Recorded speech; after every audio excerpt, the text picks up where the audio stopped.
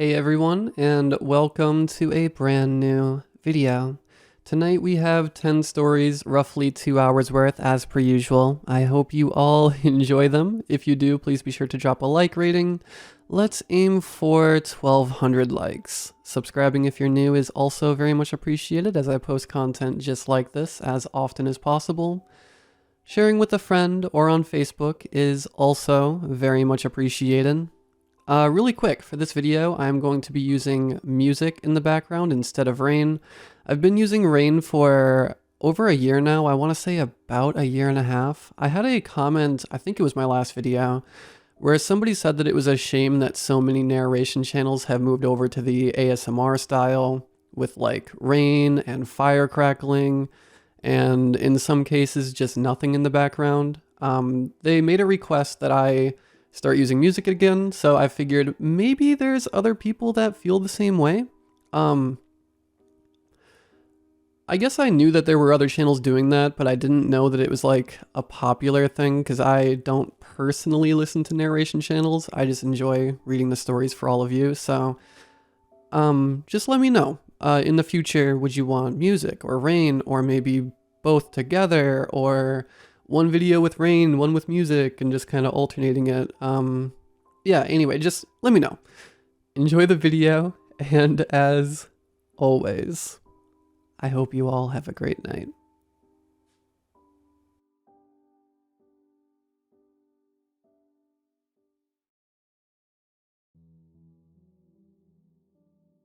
My dad used to be a cop. He's been out of the force for about 5 years now, and while he's usually apprehensive with opening up about the old days, every now and then he'll have one too many, and I'll come home to him sitting pissed drunk at the kitchen table. I'll say a quick hello, and he'll make an effort to open up about his experiences. Normally I smile and nod while hastily making an excuse as to why I need to head on to bed. Last night I decided to sit down with him. There's always been something I've been terrified of him bringing up, and I guess that's why I've never engaged on nights like this prior. However, I'm nearing my graduation from college and plan on moving out within the next month, so maybe that's why I sat down. I really wish I hadn't. For context, I'm going to back up some years. In the fall of 2012, I was a junior in high school. My main friend group consisted of 4 individuals, not counting myself. Peter, Clark, Ryan, and my best friend who I grew up with, Foster. The other 3 became closer to us around middle school, but me and Foster always maintained a special bond, having known each other as young children. By high school, we all did everything together. Foster was the first to get his license and already had a car on standby for him. Chill as his parents were, they never tended to be the most responsible or vigilant guardians. They were actually fairly neglectful. As a result, the moment he got his car, the gang would sneak out every other week to hang out, drink a bit, or smoke weed. You know, just be teenagers. The night everything went as south as it could have gone was supposed to be more of the same. I jerked awake to the sound of my phone buzzing. Foster's name shone across my screen and a smile forced its way on my face. "Thought you weren't feeling it tonight," I said when I picked up. "Change of plans," he replied. The sound of his voice gave me the vibe he wasn't in the best mood. "Well, you call everyone else?" "Just you and Ryan," he panted. "He said he's running over to your place, and I'll pick you up together as usual." After hanging up the phone, I quickly started getting dressed while trying to remain quiet enough to not wake my dad. Ryan lived a couple minutes down the road from me, so he usually just walked down and we were picked up together. Once I was ready, I peeked out my window to see the silhouette of someone stalking beside the house. As the shadow grew closer, I raised the window as quietly as I could, hearing the shuffling of someone climbing up the side of the house to my second-story room. The window resided above the outside table on the deck, making it easy to hoist oneself onto the roof. A fist came out towards me and I quickly grabbed it. The fuck are you doing? I quickly scowled. Ryan leaned forward and his pale face became illuminated by my lamp. Sorry, man, he stammered. Too focused, I guess. Thought the window might be closed. He carefully climbed through my window and stood up. Did Foster sound off to you? He whispered. Yeah, actually, I replied. Probably just got into it with his folks. You know that old story. Well, yeah, they don't take anything seriously, said Ryan. Look, his parents are cool and all, but they sometimes just seem like kids who had a kid. Remember that time they blacked out at the bar and just went to a hotel without telling him? What was he, like 12 when that happened? If he had decided to call the cops, he would have been taken away. I sadly nodded. As I said earlier, his parents are chill, and as much as I love them, they have done many questionable things. I'm considered family as I consider them as well, but that doesn't mean they haven't infuriated me with what Foster has put through at times. On the night Ryan is referring to, Foster called me and I talked to him through the night. I kept telling him just to call the police, but he wouldn't. They came home the next morning and acted like it was no big deal. I guess when you have parents like that, you either have to grow up fast or sink, I said. Ryan nodded in agreement. We waited about another 15 minutes until the headlights of Foster's car could be seen through the trees. Ryan and I left through the window and quietly moved through the yard. Once we were in the car, Foster continued down the road. I positioned myself in the middle with Ryan to my right and Peter on my left. I tapped Foster on the arm.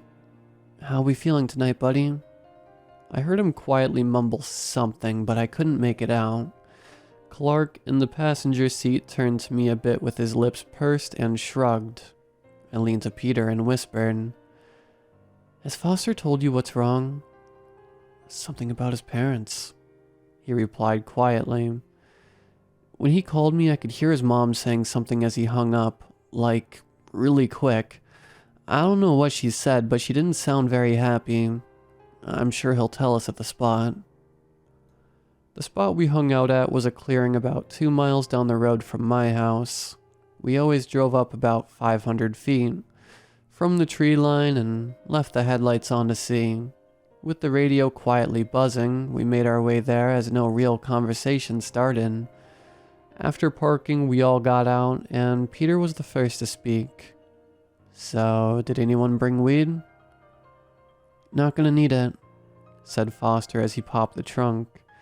We gathered behind the car to see him tear into one of 2 full cases of beer.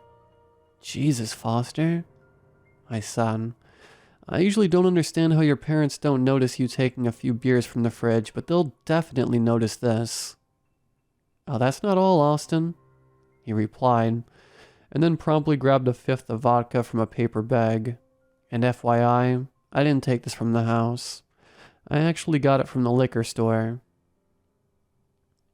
Holy shit, exclaimed Ryan. You get a fake ID, or did you get someone to buy it for you? Foster said nothing but smirked a bit. He then got a few small plastic shot glasses out from the small bag and began setting them on the back of the now closed trunk to pour them. Ryan turned to me and mouthed, Did he steal them? I shrugged. I'm not a rat, but if you remember from earlier, my dad was a cop at the time. If Foster did steal all of this, it did make me a little uncomfortable being in the presence of it. Then again, I was 16 at the time sneaking out to drink alcohol, so... Let's not worry about how, he said, pouring the shots. Let's just drink, and when I'm loosened up, I'll stop being a mysterious asshole. I'll take a few beers, but leave me out of the shots, said Clark. I suppose one of us should stay sober enough to drive, since I live across from Foster. I can just drive you home last and walk to my place. Foster abided his request and left 1 empty shot glass. The first 20 minutes or so were mostly uneventful, so I'll skip ahead.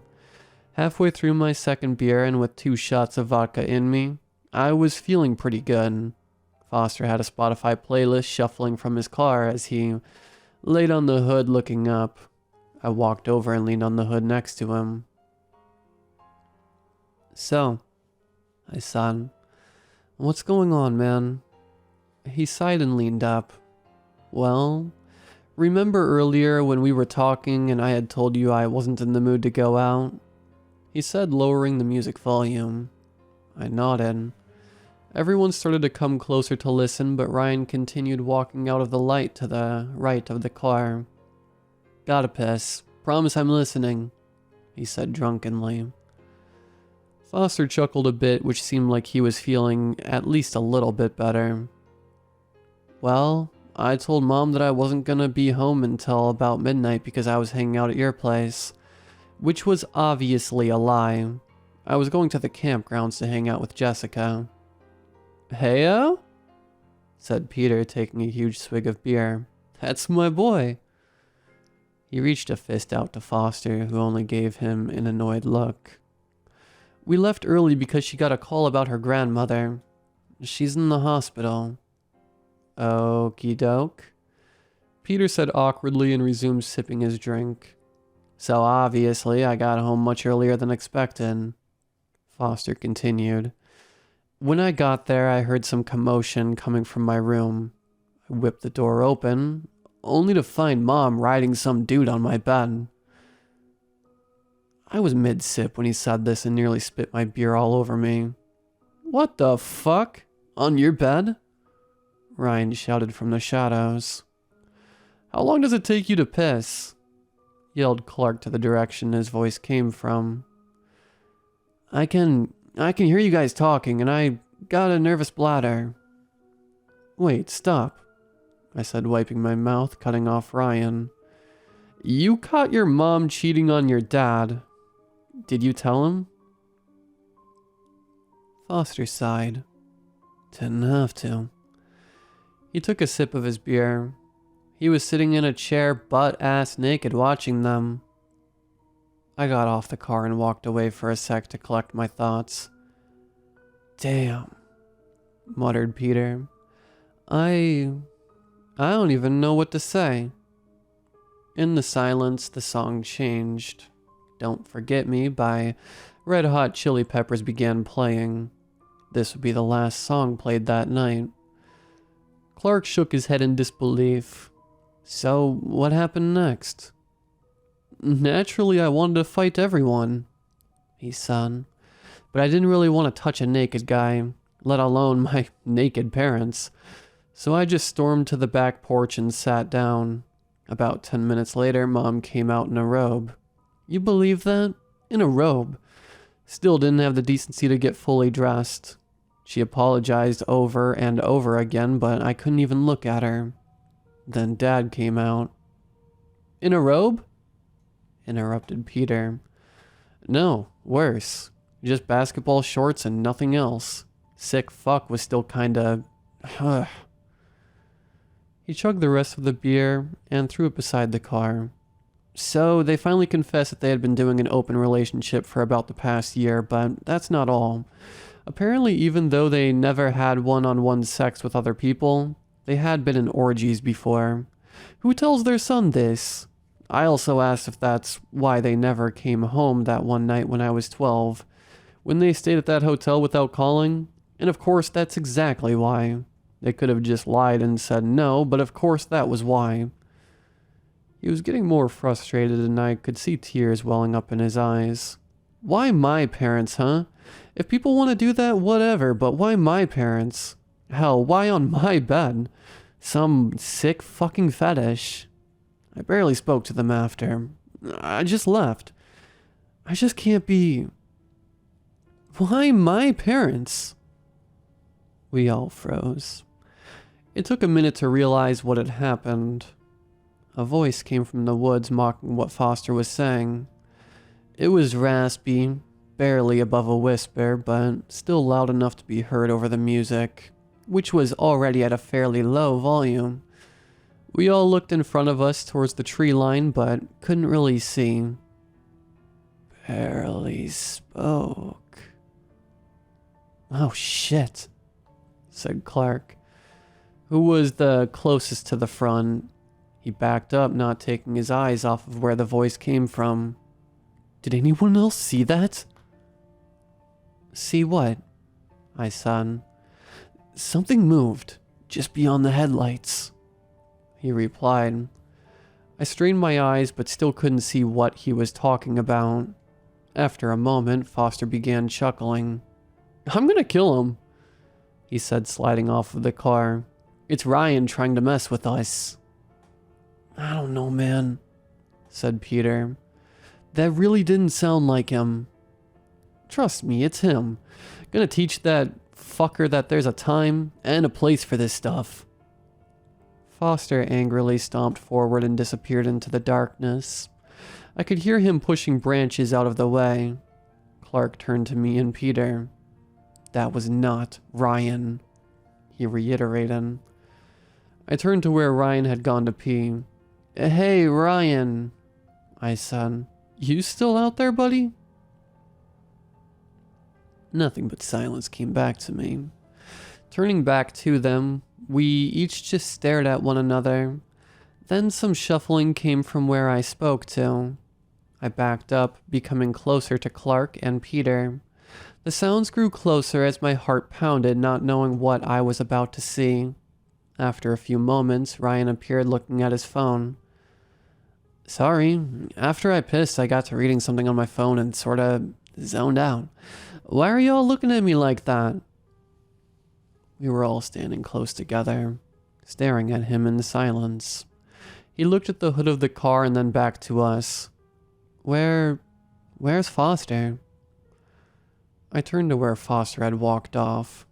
Ryan came close and stood next to Peter. So, what's going... Shh, I said. Just 1 sec and we'll explain. Some more shuffling came from the woods and then a sound. It was like someone having trouble to breathe. It started quiet, then started to ramp up quickly. Then as soon as it started, it cut off with a loud thump as if someone was being punched. Then something hit the forest floor. Grass began rustling as I heard the snapping of twigs. These sounds got fainter as they went on. At this point, the song coming from Foster's car began skipping. Clark turned to it. What? Foster is connected through Bluetooth. If it's skipping, then that means... Why is he getting so far away? I walked to the car and got in on the driver's side. The small screen indicated it was still connected. It skipped a few more times and then went silent.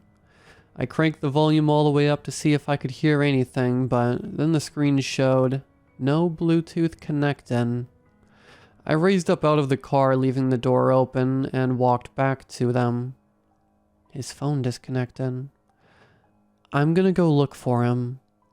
All of a sudden, something started to run through the woods toward us.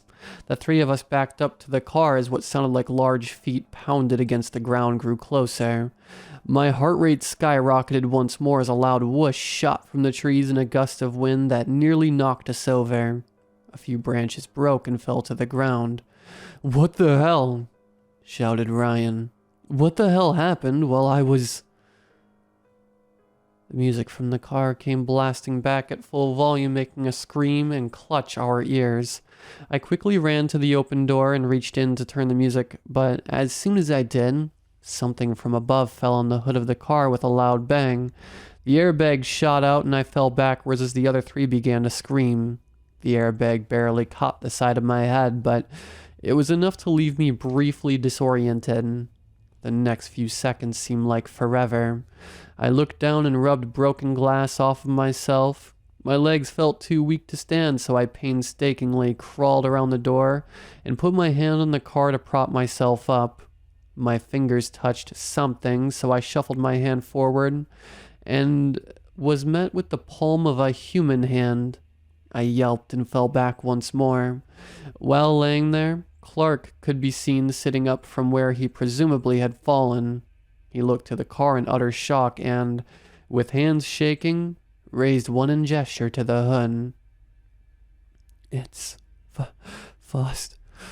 Foster. I got my movement back and shot up. I turned to the hood of the car and came closer. I could see there was definitely someone laying on the car, but there wasn't enough light to see much else. I reached into my pocket without averting my vision and pulled out my phone. Clicking the flashlight button, I got a bit closer and illuminated something that paralyzed me where I stood. Foster's unblinking eyes stared lifelessly into the sky. His hand, the one I touched, seemed to be barely attached to his arm. Nothing but a bit of flesh and tendons connected to its arm, which seemed to be badly broken, the bone jutting out by his elbow. His right arm and the lower half of his left leg were completely gone, a bloody nub and torn flesh serving as grim reminders of what should be there. The thing that confused me was his throat. It had a deep gash cut into it, but not in an animalistic way like the rest of his injuries. It was precise, surgical, done by someone or something that knew that they were slitting a throat. I heard gagging behind me and turned to see Ryan and Peter throw up. Clark had just begun to get up, still shaking. I noticed then that they all had droplets of blood on them. I guess it fell briefly from Foster's wounds while I was leaning into the car to turn off the music. When Clark stood up, he walked over to me. I made a move to shine my light back to Foster, but he stopped me. "Don't," he said. "I saw his shoe. I know it's him. I don't want to see more. Let's get the fuck out of here." At that, Clark bolted away, followed by me. I could hear both Peter and Ryan begin running with us. Even after what I just saw, the following minutes running back to my house would become the most terrifying thing I've ever experienced. When we got a bit closer to my house, I broke off into the woods to cut through. "What are you doing?" yelled Ryan, slowing down a bit. "That's where that thing is, man." I didn't stop or turn. I just kept running, seeing the outside lights of my house. But I was still a ways away. Didn't know if I was making a bad decision or not, but seeing those lights gave me hope. Then, as I got a bit further, it dawned on me that my house would be the quickest to get to. What if they don't make it? I turned to my right and could still see them a bit, running on the road through the trees. "Hey," I shouted, "get to my house. It's quite..." A bunch of bark flew off of a tree I was running next to and something hit my shoulder. I fell and rolled into the dirt a few seconds before abandoning my idea and continuing my run.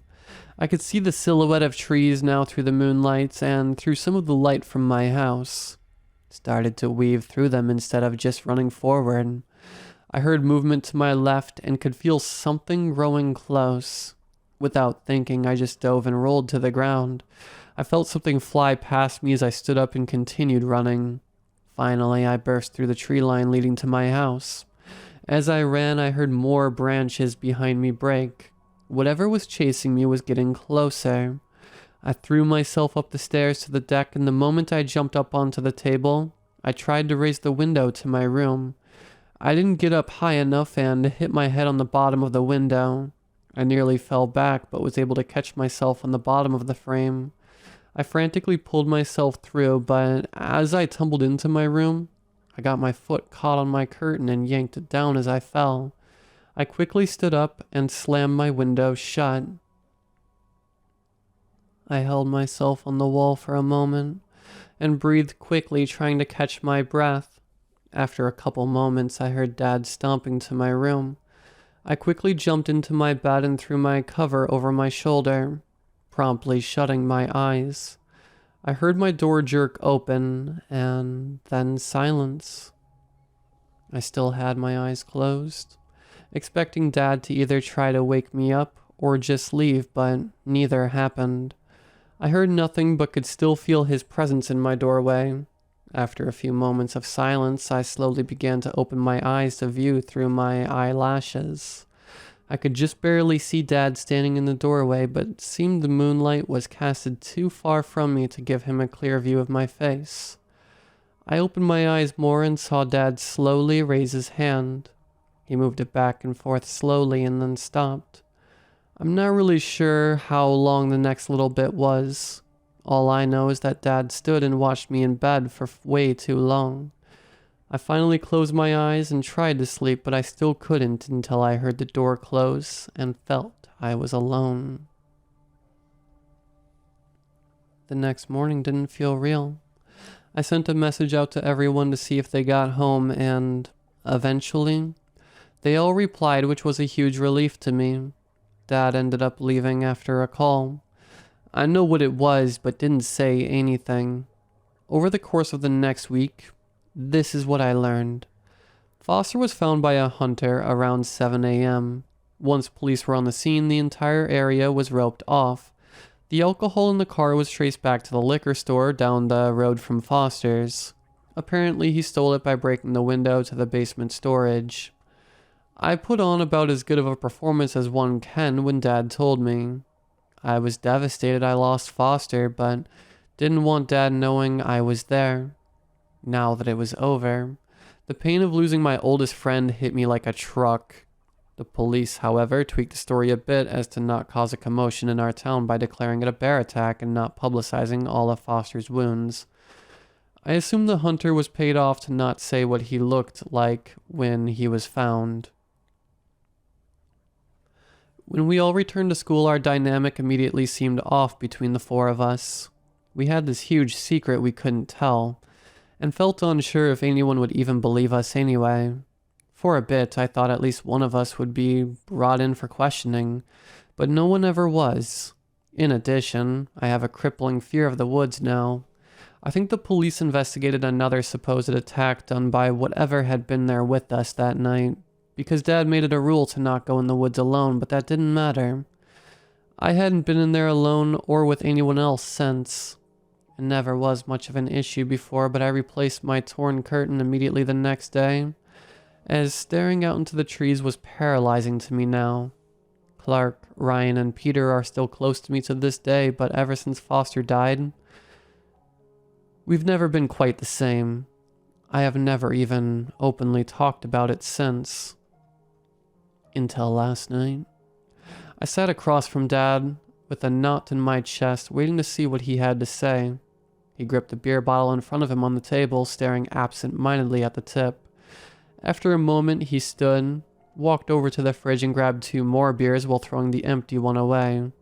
After opening both, he sat back down and slid one to me. What? I said. I want to talk to you about Foster, he said, ignoring me.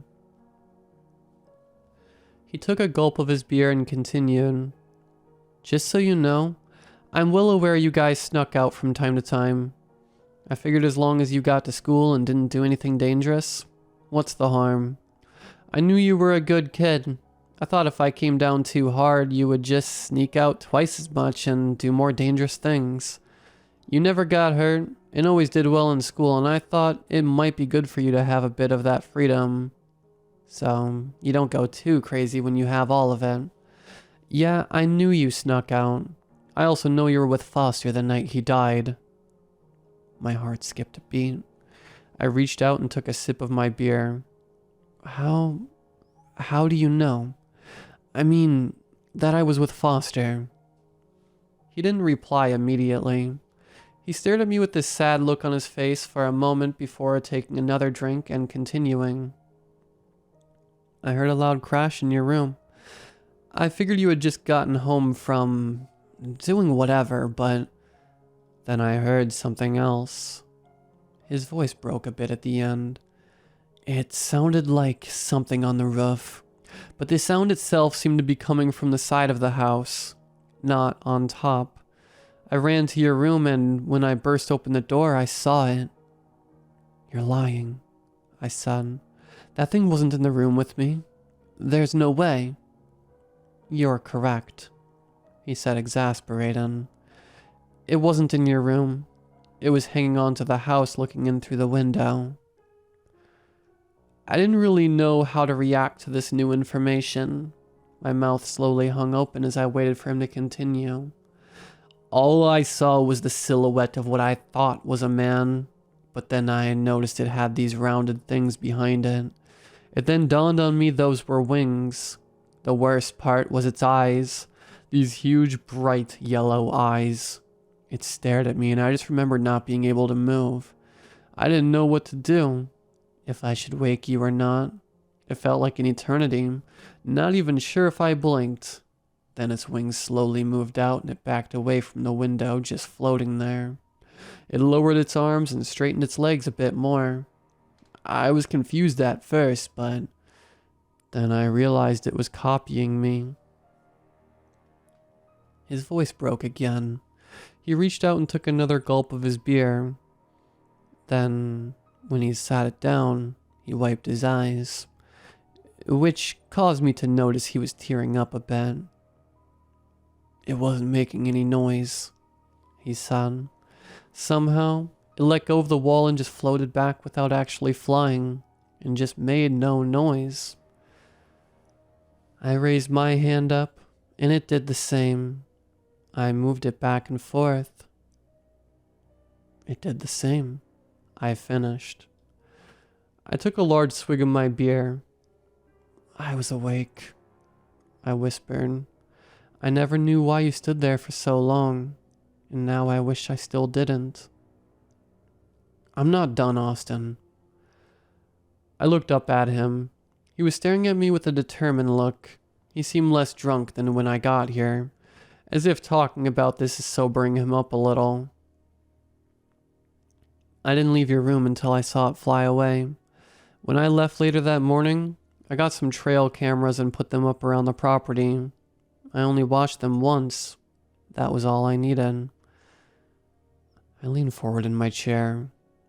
What did you see? After the first night, I woke up early in the morning to check the footage. The only camera that caught anything was the one I put on that dead tree next to the creek. At the start of the video, there was a person, a naked man facing away from the camera. He walked forward and then backwards to where he started. Then he looked like he was miming shaking hands, and then his voice began shaking. Then its shoulder blades opened. These fleshy-looking wings came out of the slits as its skin seemed to change form to make it more inhuman. I mean, the video was black and white, but the change was very noticeable. Once the wings were fully out, it flew away. I never looked at any of them ever again. I know I was a cop, but nothing can prepare you for that. I think the worst part was that it seemed like it was practicing human mannerisms to blend in. At that, he turned his bottle up and finished his beer. I'm sorry about Foster, he said, but I'm happy it wasn't you. I'm also sorry if it seems weird that I told you all this. Perhaps it is. I don't know. Leaving the empty bottle on the table, he stood up and made his way to the stairs. Once the top was reached, he turned to me one last time. Good night, Austin. I love you. Even though he went to bed, I stayed in my seat for a while, processing what I was just told. He definitely had wanted to tell me this for a long time. Even so, I have a feeling he'll regret he did in the morning. I thought about the last few years and how lucky I am that thing didn't find me a second time. Or didn't. I went up to my room and for the first time since that night, drew back the curtain. The tree line could be seen, just barely illuminated by the full moon. Gazing into the night, I wondered of the likelihood of something to be gazing back at me. Whatever that thing is, it wants to look and act like us. That much is obvious. Could it be among my hometown looking as human as what we see in the mirror? Or is it still out there, lurking behind the trees shrouded by the forest? Just waiting, watching, practicing.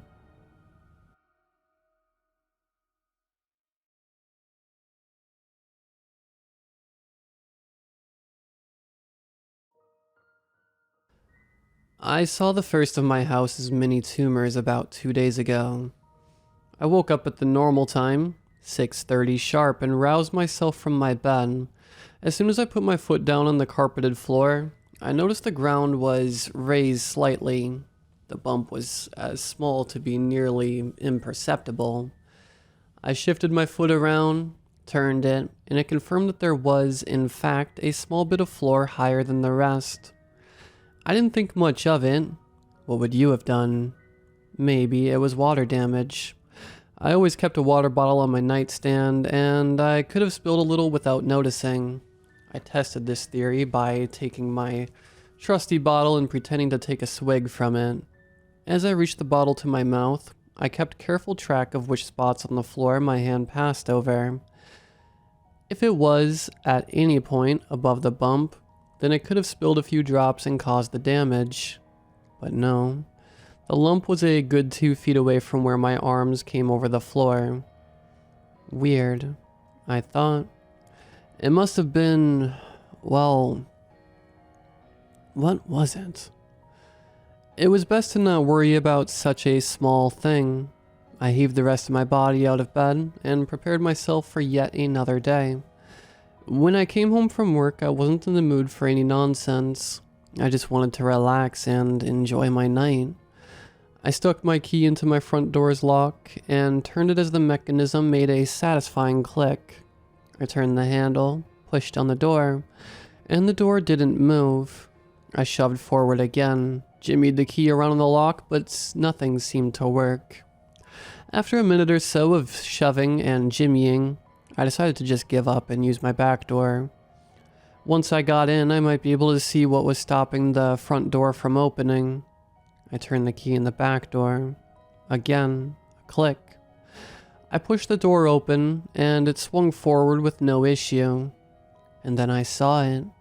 My house was covered in bumps. They were small hills, each one roughly as tall as my thumb was long, but some were shorter, a centimeter tall or so, and others were bigger, coming in at 2 thumb lengths tall. I could see them everywhere, on the floor, the walls, the cupboards, but as I looked closer I realized that they weren't actually everywhere. The humps only appeared on wooden surfaces which were inside the house. My granite counter was smooth and flat, as was the couch, though I could see that it was uneven, probably from bumps on the wooden skeleton. I glanced toward my front door. It was no wonder I couldn't open it. Right in front of it there was a massive bump. It must have been 1 foot tall, the biggest I had seen yet. It was directly in the path of the door, preventing it from swinging open. I hadn't seen anything like this in my life. I decided to pick up my phone and call. Actually, who would I call? Some kind of carpenter? Either way, whatever repairs I needed would cost me a fortune. The bumps were everywhere. I needed a break from them. I remembered that my bathroom had tiled walls and floors, so I made up my mind to go in there. I looked closely at the floor, trying my best not to trip over anything. But as I carefully walked down the hallway, it wasn't anything on the floor I would trip on, but instead a bump on my wall that caught my shoulder and sent me plummeting to the ground. The tip of my elbow hit the ground first, and it erupted in pain. I didn't hear any bones break. It hurt like hell anyway. After a minute or so, the pain didn't go away, but it subsided a little bit and I was able to continue my journey down the hall. As soon as I got to the bathroom, I slammed the wooden door shut behind me. It was out of anger more than anything else, and was also, in retrospect, a stupid decision. I cradled my head in my hands. What the hell was happening? What were those bumps? Where were they coming from? How would I remove them? The bathroom walls were small around me, trapping me. I needed a breath of fresh air. There were no bumps outside, or at least none that I could see when I was coming home from work. I turned the bathroom's door handle and pulled. It didn't budge. No, God, no. I couldn't see any bumps that might have blocked the door, Presumably, it sprouted from inside the door itself, wedging against the wall, and therefore preventing the door from opening. Hold on. How fast could these things grow? It must have popped up in the minute or so after I entered the bathroom. Otherwise, I wouldn't have been able to come in. I pulled out my phone and dialed 911. It rang, and finally someone picked up. 911, what's your emergency? Yes. So I would be saved after all. I'm stuck in my bathroom and can't get out. My house has been sprouting these weird bumps. I'm not sure what they are, but they've trapped me in my house. I wasn't sure if the operator would believe me or not, but I assumed that if they didn't buy it, I could just redial and redial until they got annoyed enough to send a cop car. I understand. What's your address? They believed me. Good. I wouldn't need to harass them. I told them my address. Thank you. We'll be sending someone now. It should take around 5 minutes for them to arrive. Please do not hang up. Alright, I'll stay on the line. I leaned against the wall opposite to the door and took a deep breath. I wasn't sure what I would do once I escaped from the bathroom. It wasn't safe to stay in my house, of course, and nobody from my family lived near me. Maybe I could get some help from a coworker, or maybe one of my neighbors. Suddenly, I felt something pricking into my back. I sprang away from the wall and whipped my head around. The tile was fractured, cracking as though something beneath it was expanding. I brushed away from it to get a clearer look and realized that the walls weren't made of tile, that they were made of wood, but had been covered with ceramic squares. Presumably the bumps had been hindered by the tiles, but had now weakened them enough that they could break through and start closing in on me. Out of the corner of my eye, I spotted another tile breaking. Underneath it was a bump that was slowly but surely growing. Okay, focus. How do I get out of here? My best option was probably bashing the open door. I picked up the plunger next to the toilet and swung its handle like a club at my only possible exit. It ricocheted off, nearly hitting me in the forehead. I tried to break the door with the plunger again and again and yet again. On the fourth attempt, the handle snapped in half, having made no progress against the door. Is everything okay over there? I can hear banging. The 911 operator must have heard me whacking the door with my plunger. I cursed as I realized it would take another 4 minutes for someone to arrive. There was a bunch more bumps growing from inside of the bathroom. I tried breaking down the door with my plunger. No luck. What are these bumps you're talking about? They're lumps that only pop up on wood. I don't know exactly what they are. They just appeared one day, and now they're everywhere. When I went into the bathroom, one of them jammed the door shut, and now I can't leave. The operator didn't immediately respond. I could see why, considering how bizarre the situation was. Please stay on the phone. The car will be at your home shortly. I heard something shatter. A tile to my left had been broken by a bump.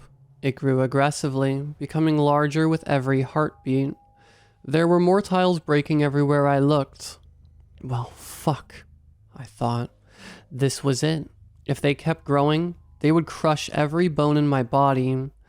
How much longer would until they got here? I asked the operator. It should only be a minute or two.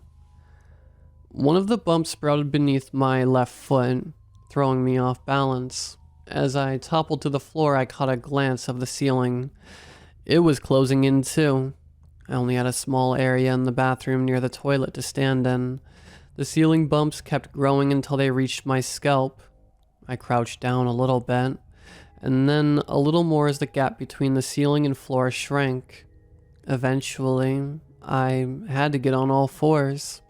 A shard of tile cut my hand and blood started pouring out. I could barely breathe. The room was boiling hot. Blood from my hand ran through the bumps, and then, suddenly the bumps just disappeared. I tumbled to the floor. The tiles were back in place. I heard my door opening as two men in police uniforms entered. Was I insane? I wondered. What the hell had just happened? It was weird enough that the bumps had come out of nowhere, but now they had to disappear to nowhere too. I wasn't able to convince the officers that I wasn't a prank caller. Frankly, if I were them, I wouldn't believe the story either. It's a miracle they didn't ship me off to a mental hospital. After a few minutes of careful deliberation between the three of us, they decided to leave, only giving me a stern warning to never waste their time again. Oh, and bandage up your hand, one of them added as he shut the door to the police car, and the other started backing out of the driveway. I looked to my palm. It was still bleeding.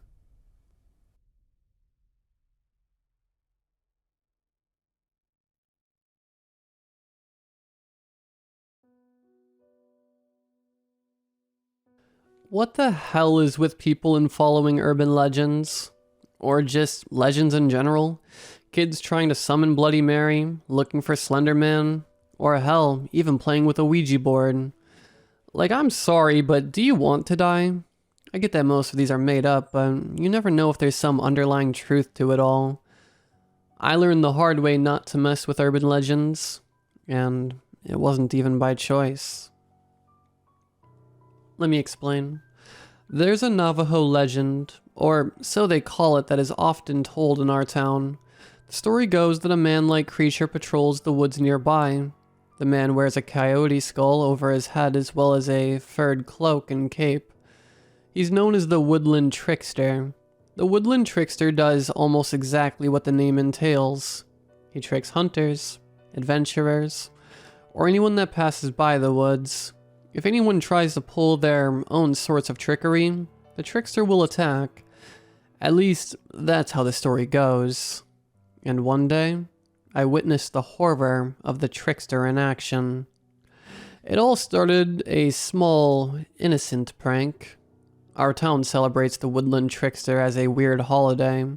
So, for my art class at school, we were assigned to come up with our own concept art for the Woodland Trickster, based on other stories and artworks. I couldn't really explain why, but the trickster creeped me out. Something about a man that wasn't actually a man just hiking around the woods to cause mischief was almost bone-chilling to me. I never liked going out into the woods.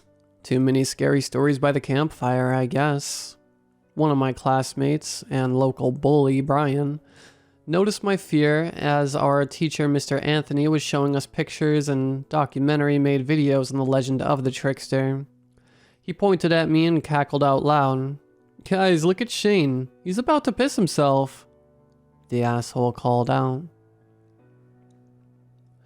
The fact that this was still going on while Brian and I were 18 was usually enough to make me mad, but the current video the teacher was showing was enough to keep me scared.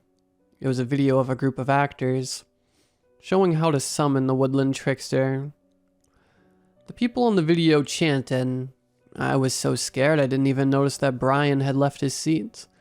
Right around the same time the Woodland Trickster popped up in the video, someone with a bull skull mask jumped out from behind me shouting something, causing me to scream and fall out of my seat.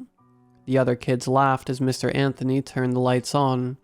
As my eyes focused, I saw that it was Brian holding a decorative bull skull to his face, laughing like a drunken idiot. "That's enough, Brian," Mr. Anthony yelled. Brian and some other kids were still laughing as Brian went back to his seat. Mr. Anthony helped me up. This isn't just some stupid fairy tale. This legend is a deep part of our town's history, and you would be wise to heed the warnings of our ancestors past. I had no idea what he was going on about, but I just figured she was still in his teacher facade or something like that. Later on that night, I was working on my drawing for my trickster assignment. I knew the trickster as he normally is described, but decided to keep the coyote's ears on the skull. Right when I was putting on some finishing details, I heard a loud bang on a nearby window. I jumped and looked up, wondering what the hell would be knocking on my window this late at night. My parents weren't home, and I was on the second floor, so I knew it wasn't them. I grabbed my emergency softball bat and ran downstairs, heading to the front door and keeping my eyes on the back door. I watched too many horror movies and read too many stories to know that my actions may have already screwed me over, but I didn't care. If I was about to be killed by some sick fuck, I wasn't gonna go down without a fight. I heard a knock on the door and opened it, stepping back and hitting whoever was out there. I heard metal hitting skin and possibly breaking bones as I heard a crack behind a thwack and an echoing ting of metal. That's when I saw Brian. His nose was bleeding and he was holding it with a growl. I guess I must have broken his nose, but it's not like he didn't deserve it. "What the hell are you doing out here?" I yelled out, pissed off and frustrated. Of course Brian wanted to come to my house tonight to scare me. "You broke my nose," he whined. I rolled my eyes and started to say something, but before I could, I felt something hit me on the back of my head and I fell to the ground in pain. "Ow, what the?" I cried out. Brian took my bat. "You idiot. I told you to knock him out. Damn wuss. This is how you do it," he said to someone I didn't even get a chance to see before I was hit again, and everything went dark. When I woke up, I saw that I was in the middle of the woods. I looked around and saw that I was restrained to a tree. What the hell was Brian up to? I was too mad to be scared, but that didn't last long. When I was about to scream out my frustrations, I saw 3 people wearing fur skins and different animal skulls. They all surrounded me and started saying a familiar chant. They started softly. A shiver ran down my spine. Was I about to be served as a sacrifice or something to the Woodland Trickster? How did these guys find me? Did Brian and his goons somehow find a Woodland Trickster warship cult and decide to give me to them? "Come on, guys. You don't gotta do this. I don't know how Brian bribed you to do this to me, but I'm just a kid," I begged, trying to reason with them. They continued to chant, with each iteration getting louder and louder. One of them began to sing something in the background, while the other started something that I can only describe as a prayer. "Woodland Trickster, hear us now. Let our call bring you down. Accept our gift and give us praise, for we only want to serve your grace," they said, chant still going on in the background. I tried something, anything to get them to stop, but I couldn't hear myself think. The ceremonial chant was so loud that all I could do was close my eyes and pray to whatever or whoever was listening that I would survive. I was shaking, knowing full well that if the legend was true, I would be dead within a matter of minutes, maybe even seconds. Suddenly the chanting had stopped, replaced with laughter. I opened my eyes to see that the 3 cultists had removed their masks and were laughing at me. I recognized these guys and knew that they were not cultists. It was Brian, Evan, and Trey. One of Brian's friends wasn't there. Lucas. "Oh, Shane, you should have seen the look on your face," Brian teased with an annoyed laugh. "Yeah, man, you look like such a scaredy cat up there. Come on, man, do you even have a backbone?" Trey bellowed. Evan snorted. "You and Lucas should be friends. I was too scared to come out and help us," he said. I tried my hardest to pull and break from the ropes. "I swear to God, Brian, this isn't funny. It's not safe out in the woods in the middle of the night. There could be coyotes or bears up." I stopped talking and froze. Brian was too arrogant to notice that a figure that looked exactly like the Woodland Trickster was approaching us slowly. Coyote skull covering and hiding their face with a black fabric underneath. Furs surrounding his body as clothing. The fur was different colors, almost similar to shades of a coyote. The figure stood and watched. "Or what?" Brian said with a smirk. You afraid the boogeyman's or Slenderman's gonna show up? Brian's friends must have seen the trickster because they didn't say anything. Brian kept rambling on his high horse until the trickster covered his mouth with a ferret-gloved hand. Claws stood out where the fingernails would be. Brian's eyes widened, but he didn't have time to react. The trickster said nothing as he snapped Brian's neck and silenced him for good. Trey and Evan tried running away, but the trickster had caught one, digging his claws into his torso before going for the other one. Blood splattered through the flesh wounds and dripped down the fur garments as the bodies dropped to the ground. The trickster then began to claw and dig into their bodies, growling like a vicious predator that was feeding on its prey. I just sat there, frozen and helpless as I watched. I didn't want to piss off the trickster. When the man was done, he turned towards me. He then walked as close as possible to me without touching me, and I closed my eyes out of fear. I could somehow feel his breath on my face through his mask. When I opened my eyes, I saw something I wasn't expecting. Through the small holes is the man, I could see that under the mask was a human face. I thought the trickster was going to kill me in an instant, but instead, he used his claws to dig through the ropes, setting me free. He spoke in a deep, soft voice before picking up the bodies and leaving the area of the woods we were in. As soon as I thought the coast was clear, I ran home. It took me a minute to find the path back to town, but when I did, I didn't stop. I didn't even bother calling the police. I knew they wouldn't believe me. As soon as I got home, I locked all the doors and went to my room. I laid on my bed and panted, catching my breath. If it wasn't for the fact that I needed to pass my art class to graduate, I would have thrown my drawing off of the Woodland trickster away. I took out my phone and tried Googling what the man had said to me. It roughly translates to, "No kind blood in wood." I surprisingly fell asleep that night. I must have been from the exhaustion. I had school the following morning. With our morning announcements on the TV, I heard something that made my blood run cold. Brian Hove, Evan Paulson, and Trey Saladan have gone missing. They were last seen carrying someone into the woods with a few backpacks. If you have any information, please contact the following number. Wendy, our announcement girl, said. As I was listening, I looked over and saw Lucas. He was sweating bullets and looked nervous. I remembered what Evan said about him last night. After class, I followed him to the bathroom. "Hey, Lucas," I said calmly, not wanting to spook him. The guy must have been on edge because he still jumped, leaning against the wall by the sinks. "Shane, look, please don't tell anyone what happened.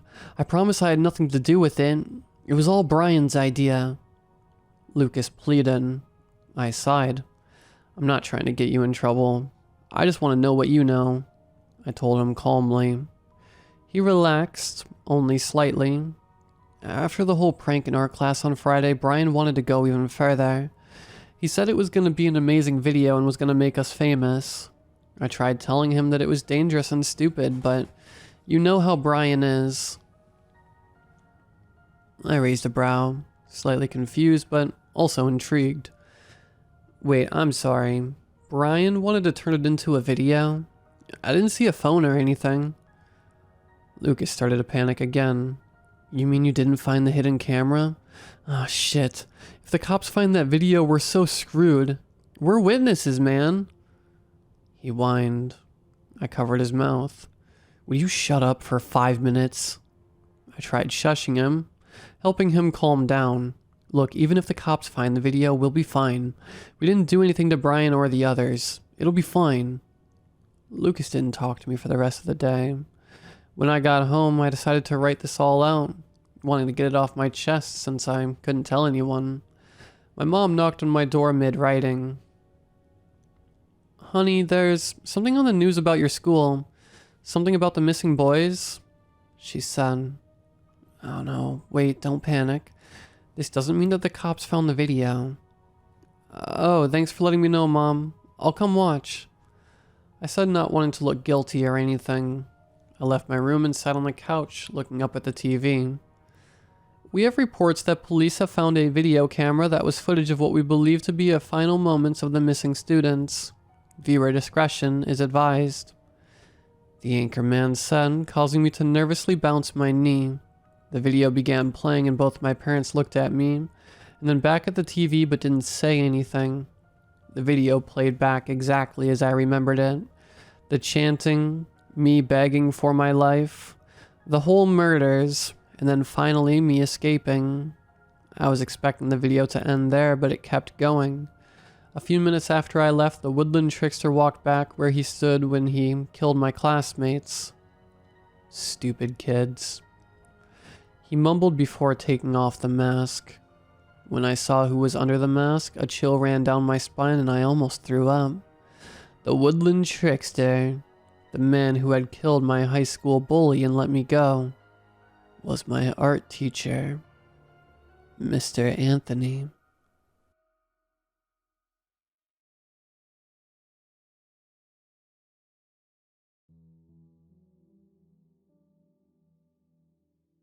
I live right by a forest which used to be exploited for anything valuable back in the Soviet times. My grandmother has told me that some shady things happened back then. Most notable were the random trucks that occasionally carried crates into the forest that then left with empty truck beds. Back then, the forest had a guard perimeter. Officials said that it was to make sure that anyone wouldn't come and raid the sand quarry. However, everyone knew that it had to be something else. When the USSR finally fell and our country became independent, people visited the area and soon discovered multiple small bunkers littered around the forest. They were built into the ground but exposed from the top with a small hole at the top, presumably for a chimney. All entrances were sealed, not by the Soviets, but by the request of the new Republican government. They claimed that the bunker-like buildings were just small concrete huts for the guards to take time off, and they were sealed so people wouldn't turn them into crack houses or something like that. Most people believed that, besides the few who were able to see the bunkers before they were sealed, who claimed that they were just the entrances for a larger facility underground, as they claimed finding a metal hatch built into the ground. Most passed these people off as hoaxes, and soon the theory that they were just huts of the guards seemed a lot more plausible as no other evidence was found. Last spring, there was a storm and a large pine tree fell on the bunker. The old, cheap concrete had crumbled and created a hole in the roof, just large enough for a person to climb in. Inspired by the stories, I took two of my friends with me and we hiked to the hut to check it out. It happened that the hut in question was more secluded and less known of the 6 or 7 huts found, so when we got there, most of the surrounding area was untouched. Something had been there before us though, as the tree had some of the branches sawed off to make climbing into the ruins a bit easier. Inside there was just some rubble, old husks of natural bee nests and a wood stove, probably built out of some kind of fire bricks and then covered with a mortar mixture to match the rest of the walls. The stove was in a pretty bad shape and had cracks in it. Out of curiosity, we peeked through the cracks with a flashlight and saw a small metal hatch. Oh crap, the stories were true. That's the look the three of us had on our faces. I had brought an old crowbar with me with the sole intention of trying to pry the hatch open if we ever found it. With it, we managed to remove the heavy stovetop and see the hatch up close. It seemed as if it hadn't been opened since the 1990s. Makes sense since that was when it was probably abandoned. In the middle of the circular hatch was a wheel like you'd find on a large valve or on a bulkhead door of a submarine. I tried to turn the wheel with minimal success. There seemed to be a slight wiggle to it, but that was it. The unlocking mechanism had rusted shut. After some wiggling, using the force of all three of us, we managed to make good progress and open the hatch. We immediately were hit with a wave of stale air as we decided to wait for a bit before heading down with the hopes of getting some fresh air into whatever was down there. Shining the flashlight down, we saw a rusty ladder leading down by about 10 meters. After gathering some courage, we grabbed our stuff, turned all of our flashlights on, and headed down into the chamber. At the bottom of the ladder was a corridor so tight we had to go single file, and even crouch slightly so to not hit our heads. It seemed to go endlessly, but soon we found ourselves at a large metal door. There seemed to be some sort of text written on it with red, but considering that it was quite faded, and our Russian is pretty bad, we could make out what it said. The latch on the door worked much better than the hatch, but the door was heavy and made a loud creak that echoed across the corridor. Beyond the door was a four-way corridor with 3 separate doors. The door was wide open, but the other 2 closed. The open chamber was to the left and was quite large. It mostly consisted of large metal frames that might have been bunk beds or shelves at some point. Few were bent in strange ways, and there were oddly deep scratches in the floor and some walls. We also noticed that there seemed to be no electricity in the whole bunker. No lights, no wires, nothing. There were metal vents that presumably led some air into the chamber from the outside. The next chamber we looked at was the one to the right from the entrance. Its door was much lighter than the entrance door and almost flew open by itself. It might have been some sort of office, as there was a metal desk in the center with shelves and cabinets surrounding it. We found a few spots of what seemed to be candle wax on the desktop, so that's how they presumably had light. We checked the cabinets but found nothing of interest besides an empty sheet of paper with the words printed at the bottom left of the sheet.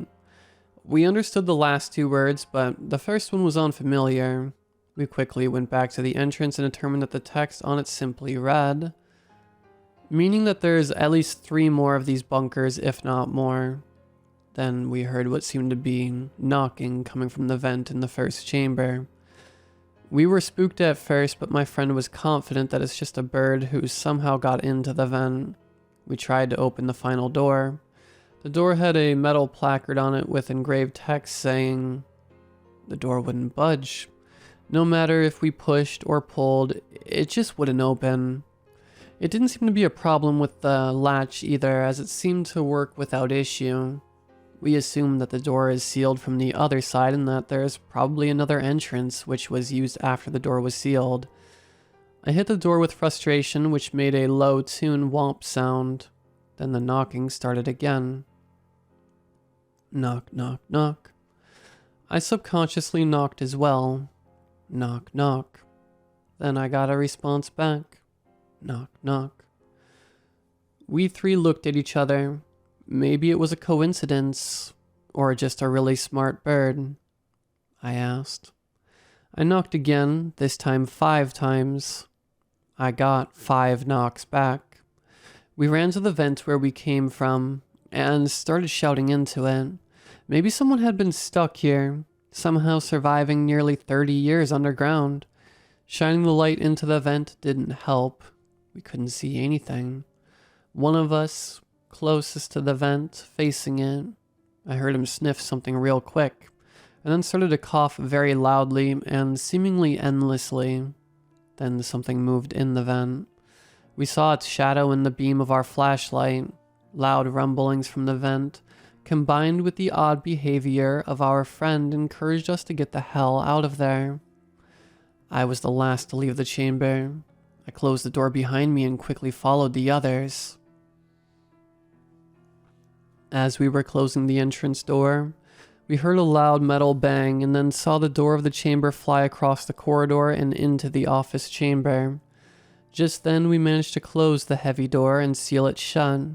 We ran through the tight passageway back to the ladder, hearing loud banging and scraping coming from the door behind us. My friend was still coughing until he asked us to wait before turning around and throwing up towards where we just came.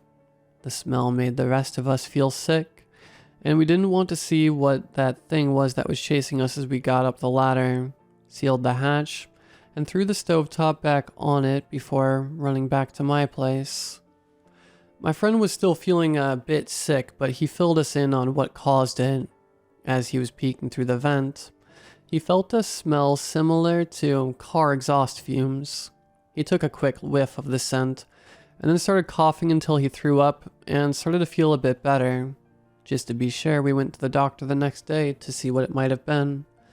We didn't tell anyone what we had experienced, just that we were hiking in the forest until he threw up. The doctor said that it seemed to have been poison of unknown origin, but considering how he reacted to such a small dose, it's good that he didn't get a larger one. We later looked up information about the bunker complex, but found nothing related to the forest. I asked my grandmother if the name meant anything to her, but she just shook her head, saying that all she knew was the rumors.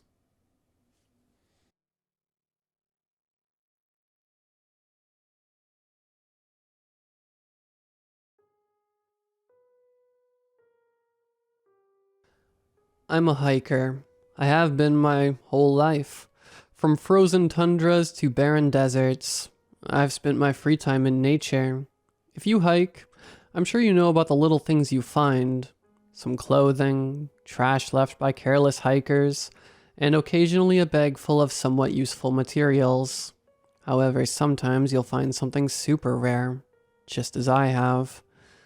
Last week I arrived in Virginia to hike the Blue Ridge Mountains. I have a week off of work, so I figured what better way to spend it than a nice, scenic walk through one of the most beautiful mountain ranges the United States has to offer. I arrived with a light load of gear. I knew it would be a semi-easy trek. I got a ride to where I wanted to start, a nice trail called Skyline Drive. I had food, water, my laptop, a mobile charging port, first aid, and my tent. Day one was easy. I met a few nice people along the way and took in the sights. I got some great photos with my phone. I even saw a black bear alongside a few deer. I began to feel uneasy though, for seemingly no reason at all. It wasn't that feeling of being watched, just light dread. I shook it off because if I could handle hiking the Alps 2 years ago, I could handle this. I made it pretty far before I found a lightly overgrown trail. I followed it and eventually was all by myself in the wilderness. The sound of cars was replaced by wind whispering through the trees, and the leaves crunching under my feet. As the sun began to set, I found a nice spot to set up my camp. I crawled into my sleeping bag, and as soon as I closed my eyes, it was morning again. I woke up, had a protein bar, and began to pack my stuff up. As I had my tent folded up and packed away, I froze. I got chills. Something was watching me. I could feel it. I slowly turned my head to see a deer moving slowly, making no noise as it walked. Its neck was bent backwards, and it gurgled as it breathed. I shook until I remembered chronic wasting disease, which ate the brain of a deer until it could no longer function. It was heartbreaking to watch the creature go on its way. Day 2. Not off to a great start, and clouds were rolling in. It was going to be a rainy day. I walked through the woods staring at my feet. I was feeling fatigued for no reason at all. Felt rain cover my head and shoulders. I shivered. This fatigue was new. I fell to my knees to catch my breath, and I stared at the ground. I am an EMT. I am always on the move, and I am extremely in shape. Why was this happening to me? As I raised my head, I was horrified by what I saw. About 20 yards in front of me, peering out from behind a tree, was the most awful thing I've ever seen. A face covered by a wicked, soulless grin, with eyes wide covered in scratch marks. My fight or flight kicked in. I grabbed my pocket knife and stood up to confront this abomination, but as soon as I did, it unchanged its jaw, and its head rolled back while its lower jaw stayed in place. A deep guttural scream knocked me to my feet. I covered my ears and got into a ball. I felt my body shake, and covering my ears was futile. It screamed only louder. I wept, begging God to make this abomination stop. Soon, I blacked out. I woke up on my back facing the canopy of the trees. Light rain fell upon my face. I was looking around and noticed that I was far away from my belongings. In fact, I could barely see my stuff through the trees. I did my best to muster myself to my feet, and I hauled ass. As I ran, I began to hear a second set of footsteps behind me. Then the scream again. It sounded like a boat horn. My fear was overcome by rage. Screw it. I was going to turn around and kill this son of a bitch. I turned around and my jaw slacked open. An 8-foot-tall beast as skinny as the images of POWs you see rescued from Japanese POW camps, with that same wretched smile, was running right at me. I fell upon my back as it ran right over me, stomping on my chest. I coughed and watched it disappear from my view. Its screams induced rage. I'm not normally a violent person. Its sounds must have an effect on my hormones. I found it tough to breathe, but adrenaline kept me going. I sprinted back to my gear. As I did, I noticed a GoPro on top of my backpack. This seemed like some kind of sick joke, but it was very real. I struggled to get my stuff together, and I heard it bound through the forest. It stopped right behind me. I felt its hot breath on the back of my neck. I turned around, staring up at it. Its teeth were yellow and stained by blood. Its eyes were bloodshot and its face was wrinkled and bloodied, as if it had been here for centuries. It stood no further than 6 inches from me. I was too scared to move. Then, with a swift motion, its skinny but strong arms grabbed my legs and snapped them right there. I woke up feeling no pain. It must have been a dream. At least, that's what I hoped until the cold rain brought me back to reality, and I looked down at my damaged legs. They were broken, and moving was out of the question. I knew that I had to get out of there, and fast. I reached into my pack to grab my radio, only to be met with the horrifying realization that it wasn't there. It was gone. I grabbed my tent and crawled to make a shelter. I was only able to get 3 stakes in the ground, but it was enough to shield from the rain. I got in and immediately opened up my laptop. Maybe, just maybe, I could send out an SOS signal somehow. I knew it was not going to send, but tried anyway. I felt dread set in, as I knew that I wasn't going to get out of this one. As my mind began to wander, I wondered if anyone would find my body, and if maybe another hiker would find me and save me, or, more likely, meet my same fate. As I wondered, my attention turned back towards the broken, mud-covered GoPro. I took out the memory card and placed it into my laptop. Hours upon hours of footage showed up, and I figured that if I was going to sit here, I might as well try to figure out what was going on. The first video that came up only displayed the ground and a pair of legs wearing camouflage pants and military boots.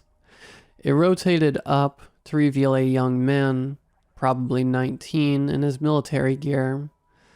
"Hey Mom, if you're watching this, I'm already dead." He began to laugh after saying the joke, and panned the camera to show his buddies and his unit. The next video was inside of his barracks, and was just a bunch of young soldiers goofing around. The next video was taken outside of a truck of some kind, but with our soldier joking with the driver about some training mission. I watched as he got in, and when they started driving, I was met with a familiar sight. They were going up Skyline Drive. Soldier roared his camera around, holding it goofily close to his face before joking about the training that he and his unit were about to go through.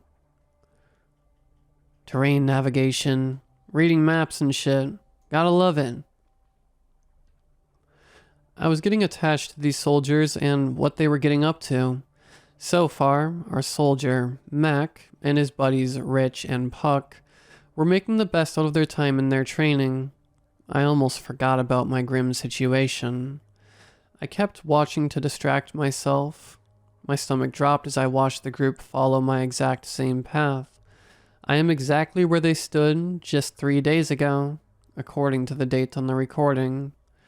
Rain fell as our soldiers joked about the great weather and made light of the situation. They all had night vision goggles on, nods, and they were trying out their gear. As they walked, the guy at the front froze. "Puck, what is wrong with you?" Mac asked. He was silent and unmoving. "Puck, you good?" No response. "Puck." Mac grabbed Puck's shoulder and looked at him. Puck's face was crinkled in a weeping face. "Did you see that, Mac?" "Did I see what?" "That thing." Mac stood there in silence. "Puck, what thing?" Mac asked. "Mac, it wasn't human."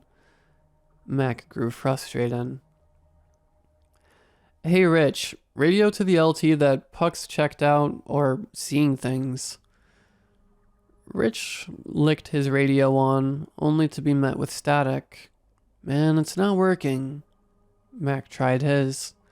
Mac seemed to grow uneasy. "You hear that?" asked Mac. "Yeah." The sound of footsteps thundered towards the trio. The beast threw the group down, and they panicked. Reverting to training, Mac managed to say, "Permission to engage?" "Shoot the thing," Rich said. The pair opened fire and Puck followed soon. They watched the beast run around them, and the bullets impacted it. They seemed to have no effect. Then the boat horn sound rang out. The three of the men screamed and then wept. Puck could be seen standing up before a shot rang out and he fell. "Puck just shot himself," Rich yelled. Mac stared at the body of his friend. The boat horn continued. Mac turned his head to watch Rich put his rifle in his mouth and shoot.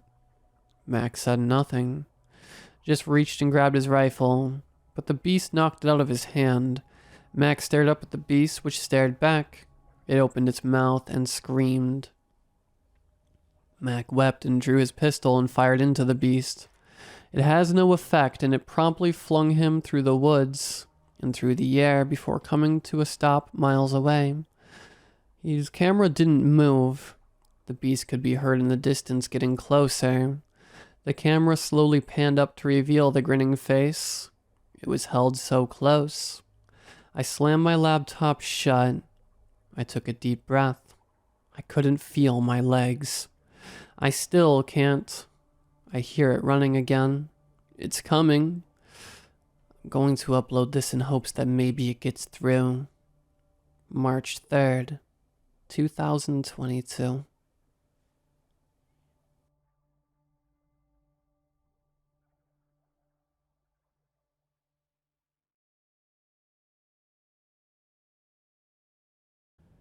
The divulgence of this information will no doubt pave me a path to incarceration at best. Though what malicious vindication my government may have in store behind closed doors is a matter of plausible uncertainty. I did, after all, sign a non-disclosure agreement, which one of the most totalitarian states on Earth. I cannot, however, honor this contract any further. It would be against my nature, as it always has been. The incident dates back to 1982. I was deployed in Scotland at the time, part of an independent investigation organization, a privatized detective agency offering services to local governments. I was on contract, consulting for a case that had been mysteriously underreported in local media. Despite the vigils and the posters tumbling down empty streets in the chilling breeze of January, 2 missing children, aged 9 and 11, had been lost for weeks. Their names, Lewis and Isla McLeod, brother and sister. Their bicycles had been found abandoned near the Quiraing in the Isle of Skye by a crew of astronomers. A far throw from Glasgow, the town where they were last seen. The remote and jagged rocks of Skye were the last place 2 children should be. We never would have thought to look so far unless that team of scientists had been good sense to report it to the authorities. Lewis and Isla's parents identified the bicycles as theirs. It was undeniable. How could these children have ended up 381 kilometers from their home, in the remote open lands of Skye with no trace? We had many theories. Perhaps they decided to run away, but even on bicycles, the trek seemed highly improbable for a pair so young. Maybe they were kidnapped or murdered, and the perpetrators had stuffed the bicycles away at the Quiraing in the hopes nobody would find them. But one could sooner toss them in a river or take them apart and sell them for scrap. There were far easier ways to be rid of 2 bicycles. It simply did not add up. I'd visited the gorgeous spikes of rock where they'd been found. To this day, the place remains one of eternal peace to me. Despite the horrors of the McLeod family were facing, I found the place so tranquil, so easy to get lost in.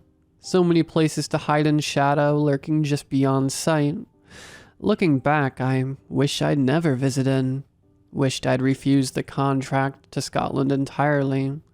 My life would have been easier to live for the last 40 years.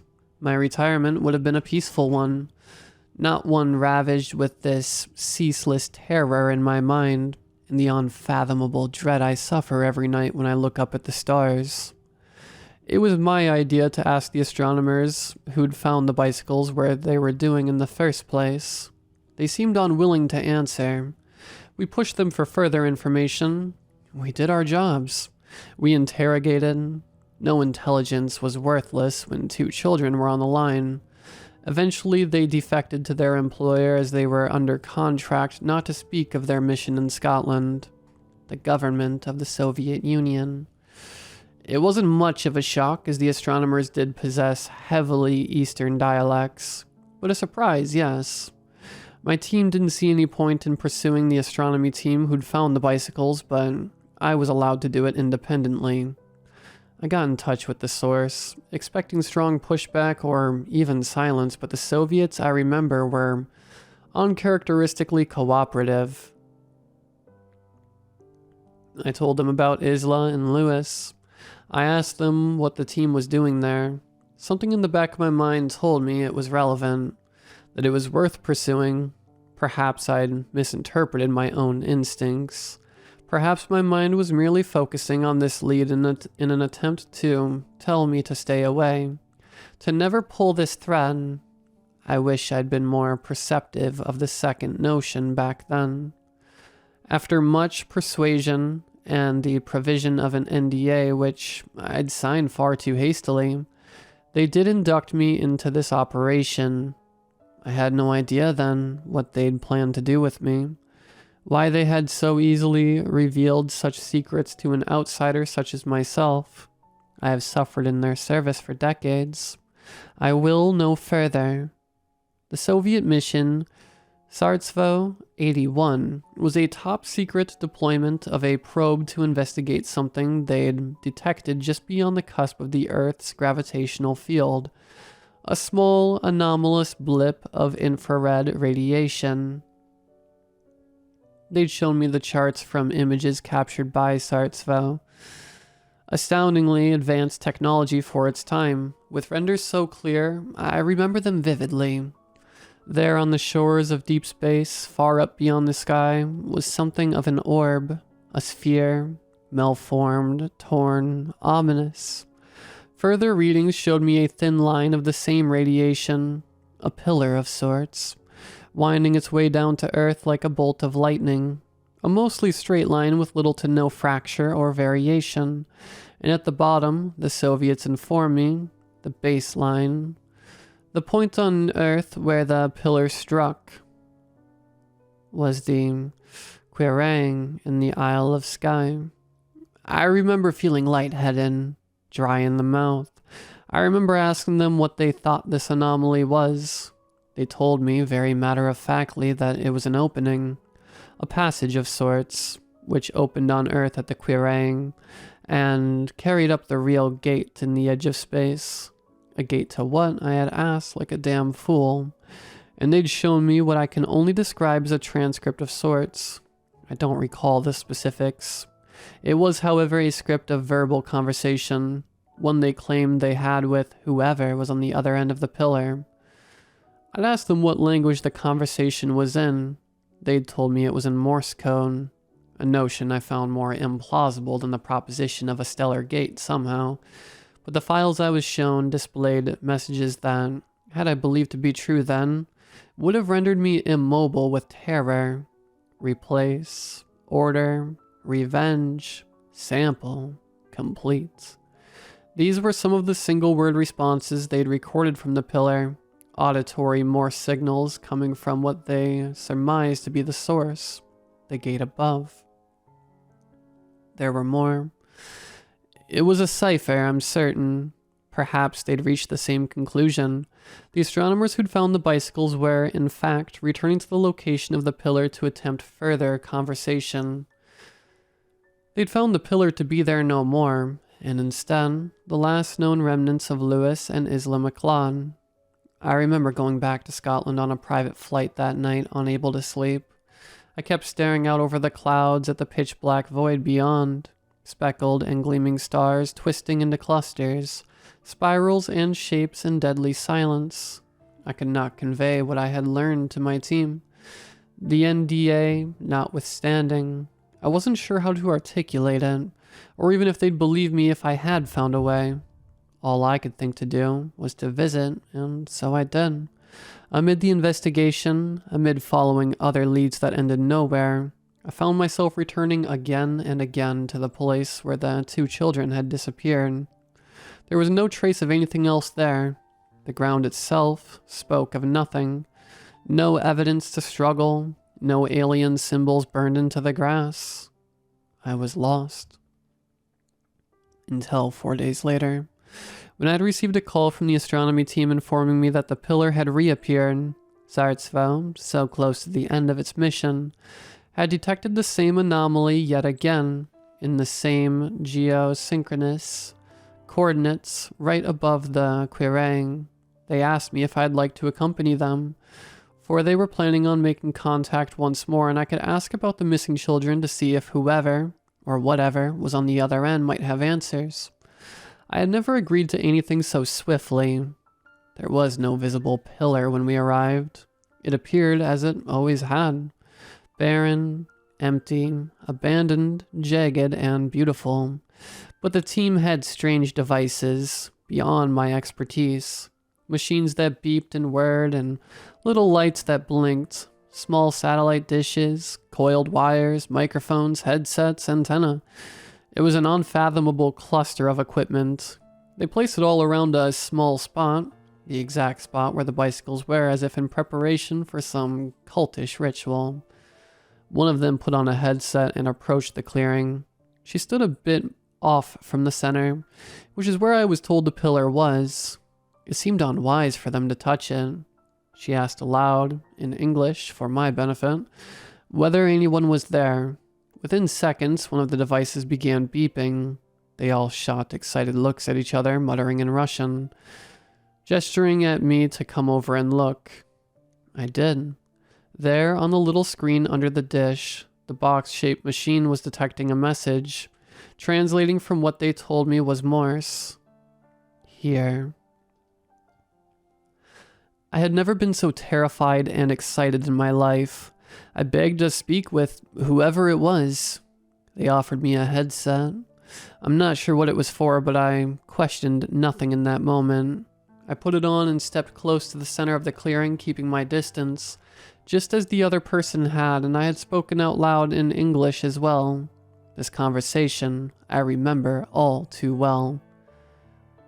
Who are you?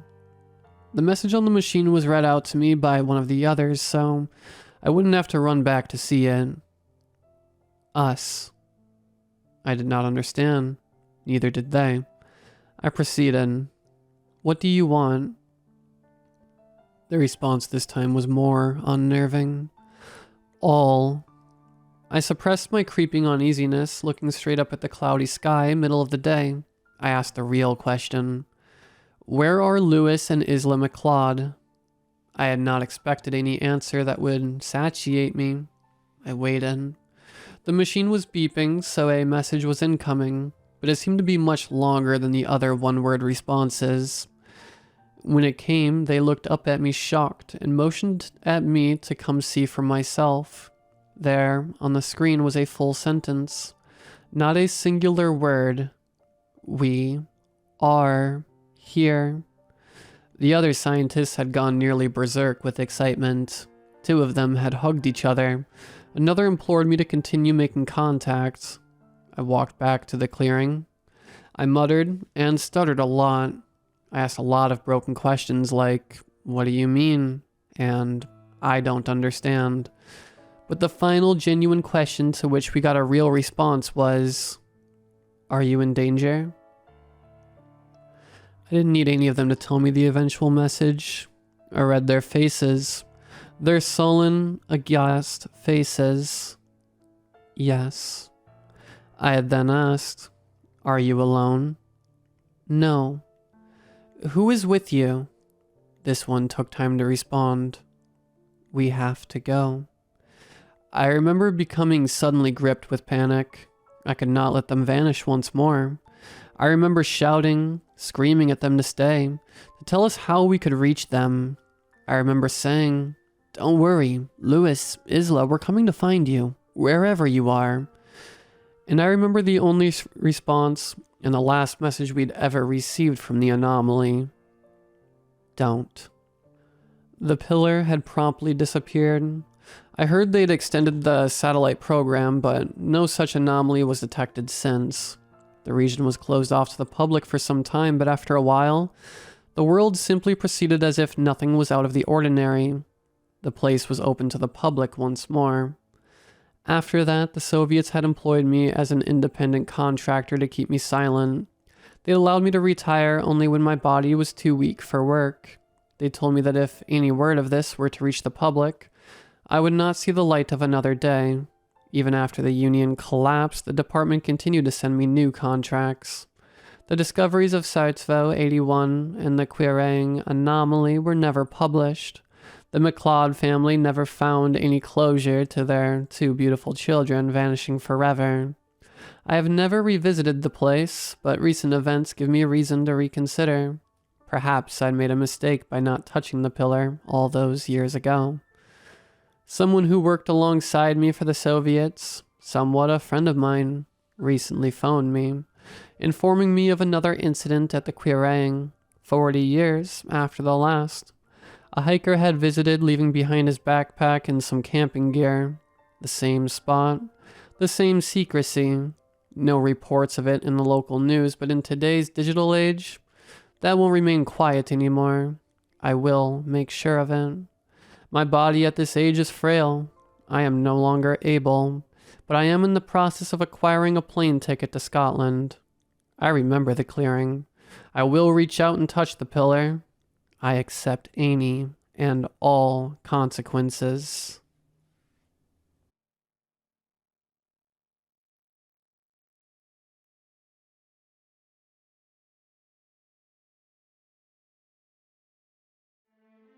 Growing up, it has always been hard for me to tell if someone was dead or alive. They all look the same, except once they knew I could see them, suddenly their appearance would become less normal. Their eyes become gray, and their skin thin like glass, showing their rotted veins. If they died horribly, they looked like walking corpses immediately. I taught myself never to look at anyone I didn't know for too long, or they would follow me and get in my face asking so many questions. School was horrifying for me. Hundreds of ghosts wandered in my gym daily, just passing through. Yes, ghosts don't have to be stuck in a place where they died. I hated walking through them, so I'd try and find out the way and would give me away too many times. I'd have to fake something to make them stop looking at me. My friends thought I was crazy for wearing a jacket or sweater during school even when it was hot. It never was for me. Ghosts make the temperature in the room for me drop when they are around. As a small child, my mother claimed I always acted strange, and I told her this story. We were visiting my grandparents' house in Indiana, and I was alone watching TV while they were outside talking. My mother's voice had called to me from the basement door, which lied only to the side of the living room facing the kitchen. I didn't move at first until the door opened and I heard her call to me angrily. "Come here, sweetie, I have something for you." My mother hated the basement and told me to never go down there alone. I hesitated going near it and stood to the side of the open door. I looked down into the dark steps. "Mommy?" Standing there, I didn't hear a response. I held on to the doorknob, ready to close it. Suddenly, it felt like 3 fingers were gliding up my small back. It sent chills up my spine, then a firm hand pressed down, ready to push me. I almost fell forward, but since I held on to the door, I swung sideways and under my arm, I saw the woman in white. It was a long white dress with a veil covering her face like a bride. I cried, running back to my seat in the living room. My mom walked in from outside and saw me crying hysterically. "Mommy, a lady in white tried to hurt me." "What? A lady in white?" "At the basement door. She tried to push me." My mother looked to the wide open door. She claimed her heart was racing and the thought of something trying to hurt me was what gave her the courage to do what she did. "You leave my child alone." She screamed down in the basement and slammed the door shut. My mother told me stories about when she was younger and had the same things happen to her. She was worried I might suffer the same thing growing up. She claims she turned off whatever ability to see these things, but I can see the look on her face when we see the same thing.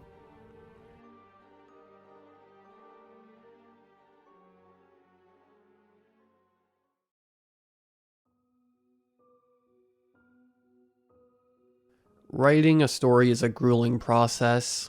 Not only does it take time, but it also takes a substantial amount of creativity. I started writing last year and have under my belt several stories that I dreamed to be okay-ish. They're not groundbreaking works of fiction, but rather hidden gems I like to look back on. Like any writer, I had to learn the craft. I spent months researching the fundamentals of what makes a good story. I've seen videos, read books, listened to podcasts. Shit, I even follow a few TikTokers. There's a lot that goes into writing a story. It's overwhelming at times. However, it's essential that you trust the process.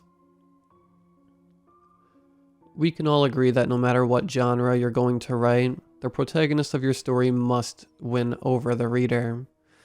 Make the reader feel as though they are an actual being with emotions and thoughts. To do this, you must give your protagonist life, and maybe that's where I mess up. A couple of weeks ago, I thought of an idea for a story that involves an astronaut traveling the universe. It took me 3 days to write it, and I gotta say, finishing the draft of your story is blissful. Here's a short synopsis of the story. Clark Kimbrough, an astronaut aboard the Elroy, floats in the emptiness of space. While attempting to repair a busted component, a wormhole opens. The wormhole dragged him in and spit him out somewhere in the universe. He soon realized that he now possesses abilities. He then goes on this crazy, breathtaking voyage, and at the end of the story, he becomes imbued with infinite knowledge. After finishing the first draft, I went to bed. Upon waking up the following day, I went on to tackle the unbearable process of editing. I noticed these inconsistencies in my draft. A handful of words were altered. I don't remember writing the words. Shit, maybe I did. I consider myself a panster, although I do believe you should have some idea of where a story is going. Anyways, I edited about a third of the story, and before I knew it, the moon had risen. I went to sleep. Opening up my document the following day, I saw that the inconsistencies were differently more noticeable. The protagonist in my original draft was meant to be this kind-hearted seeker of knowledge. His purpose was to explore and witness the unimaginable.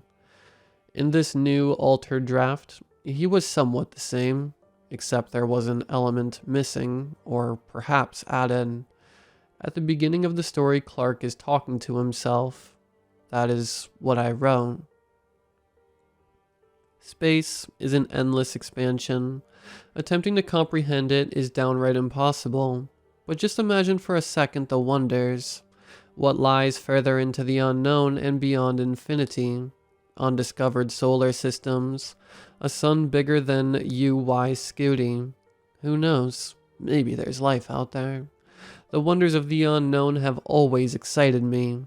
My colleagues tell me to simmer down when I go on these long tangents.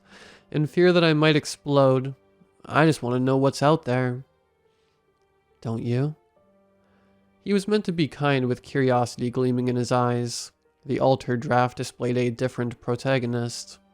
This is what was written. Space, a stretching void, an infinitude of improbabilities. Knowing what lies beyond the unknown is the key to understanding everything. I'd be a fool to think that there's nothing beyond our solar system. Exploring the universe is something a child seeks. I wish to understand it. I didn't write that. It didn't fit with what I wanted the protagonist to be. I'm ashamed to admit this, but I was afraid. As I read further into my story, more parts were altered. The story no longer had the atmosphere of a fun, thrilling adventure. Instead, it was more horror. Meaningless horror, to be exact. There's one scene in the story where Clark visits a planet. He descends into a city, noticing these humanoid creatures, and at first glance they almost resemble humans. Clark examines one of the humanoids. He laughs when he realizes the clothes he thought they were wearing was in fact skin. Clark would then fly around the city, his eyes continuously enlarged. Upon entering the city, his smile was bright, but now it was glowing. He then laughs uncontrollably from sheer amazement. In the twisted rewrites, he descends, but there's no amusement in his smile. He looks on with skepticism before saying, "Why?"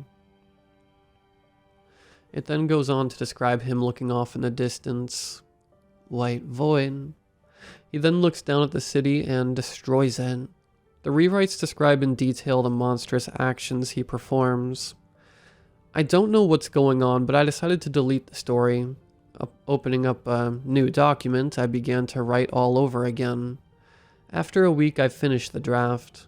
The next day, when I went to edit, what I feared came true. The story changed once more. There's a scene in which Clark chats with an alien.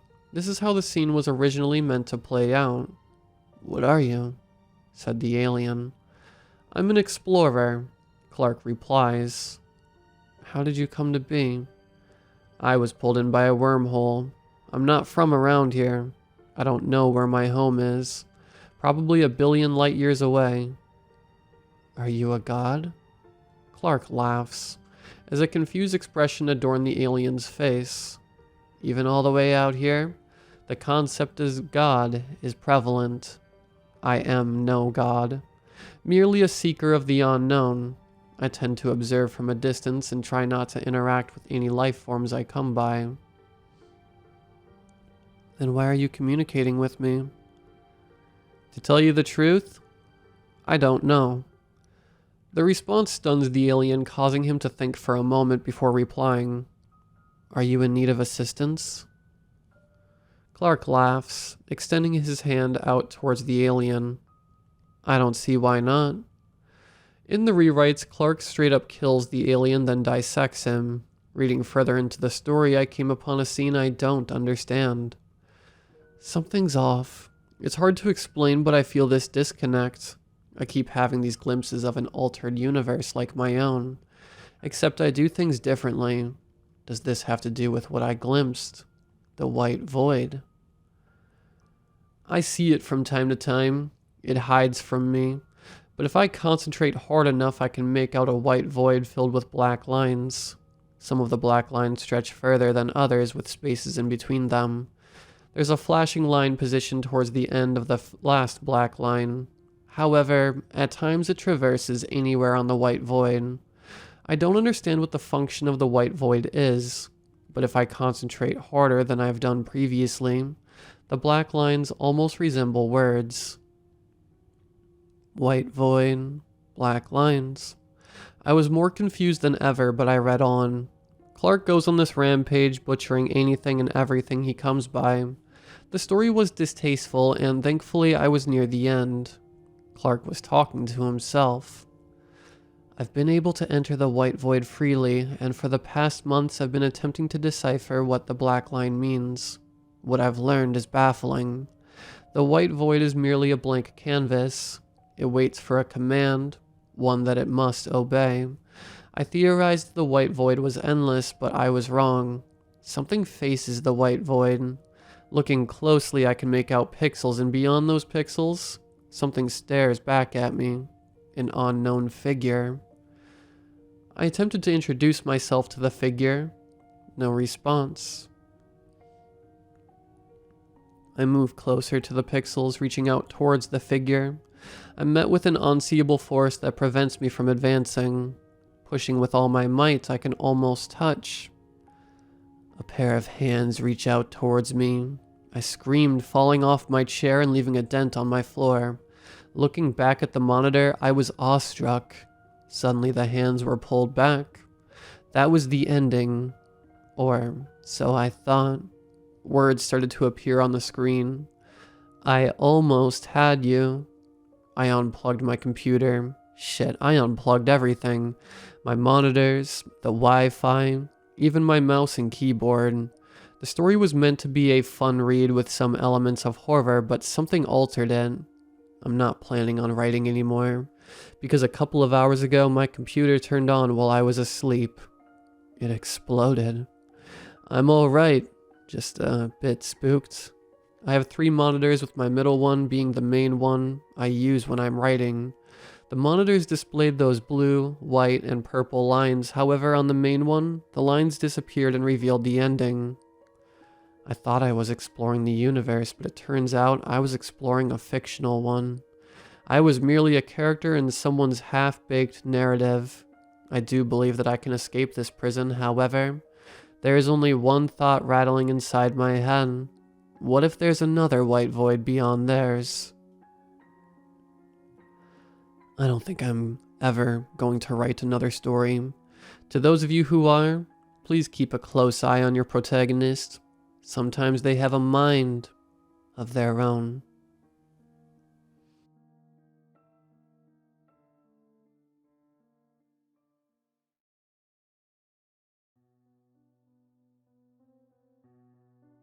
You know that feeling you sometimes get before falling asleep? It's funny, even the name fits falling asleep. Some people call it a fake fall, when you're startled by the feeling of sinking into your bed, so you open your eyes, unfortunately waking you back up. It can be scary sometimes, right? Especially if it happens in a dream. Perhaps you're walking along a pathway and suddenly you slip into the ground, causing your vision to go black, startling you awake. The sensation happens to me a lot, and it bothers me. But I've sort of just accepted that it never is going away. I've tried melatonin, doxepin, whiskey, you name it, and the feeling won't go away. I can't get diagnosed with anything either. People don't know what the problem is. I've gotten used to it by now, as much as I can manage to.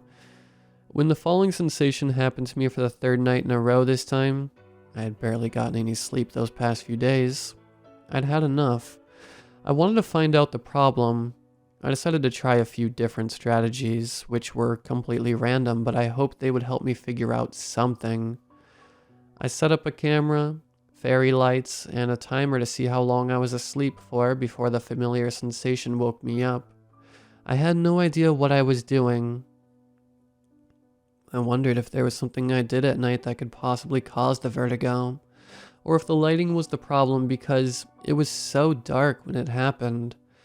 It's like everything went black and turned to gray only when I opened my eyes. That night, the 4th night in a row it happened. Vertigo startled me awake. I sat up instinctively. Immediately I paused the timer and the video. 1 hour and 45 minutes. That was it. Barely 2 hours of sleep before I woke up. I sighed, opening up my phone to review the footage. I'd set it to time-lapse to make it easier for myself. Nothing happened for the first few minutes of the video. There was no movement from me or anything else. I scrubbed through the footage a bit, and for the first hour, nothing happened. I didn't stir.